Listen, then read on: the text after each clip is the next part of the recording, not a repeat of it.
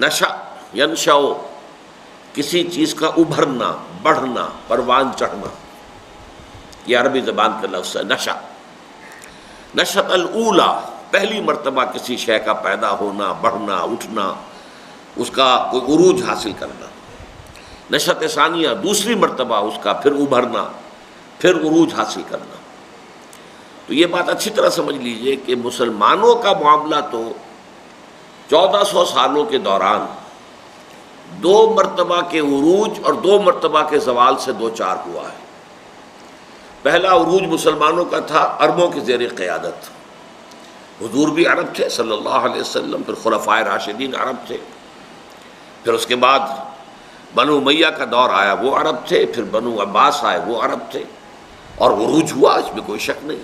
پھر زوال ہوا، بنو عباس کا دور ختم ہوا، پھر دوسرا عروج شروع ہوا، وہ ترکوں کی زیر قیادت شروع ہوا، ترکان تیموری، Terken صفوی، Terken Seljuqi, Terken Usmani. اس کے بعد اس کا بھی زوال شروع ہو گیا، اور وہ زوال اس صدی کے آغاز میں انتہا کو پہنچ گیا، جبکہ سلطنت عثمانیہ جو ہے اس کے بھی حصے بکھرے ہو گئے، اور بلکہ یوں سمجھیے سلطنت عثمانیہ کا نیست و نابود ہو گئی، اس کا کوئی وجود نہ رہا، بس صرف ایک ملک ترکی کے نام سے باقی رہ گیا۔ یہ تو ہے مسلمانوں کا عروج زوال، عروج زوال۔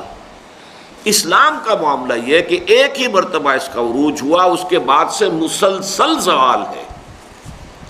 اس کا عروج ہے حضور کا دور سعادت، دور نبوی علی صاحب الصلاۃ والسلام، اور دور خلافت راشدہ، وہیں سے اس کا زوال شروع ہو گیا۔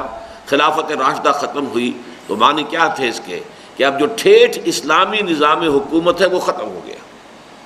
اس کے بعد ملوکیت کا دور آیا مسلسل، پھر یہ کہ کولونیل رول کا دور آیا۔ تو اسلام کا معاملہ یہ کہ ابھی ایک ہی مرتبہ یہ ابھرا تھا، اس کے بعد سے مسلسل زوال سے دوچار ہے، البتہ اب اس کے نشأۃ ثانیہ کے آثار ہے، اب اس کا امکان ہے، نظر آ رہا ہے، اور محسوس ہوتا ہے کہ تاریخ ادھر جا رہی ہے کہ اسلام کی نشأۃ ثانیہ ہوگی، دوسری مرتبہ اس میں ابھار آئے گا، اس کو عروج حاصل ہوگا، اور اس کو جو ہے دنیا کے اندر غلبہ اور استیلاء حاصل ہوگا۔ تو یہ نشأۃ ثانیہ کے حوالے سے اس لفظ کو اچھی طرح سمجھ لیجئے کہ اس کا مفہوم کیا ہے۔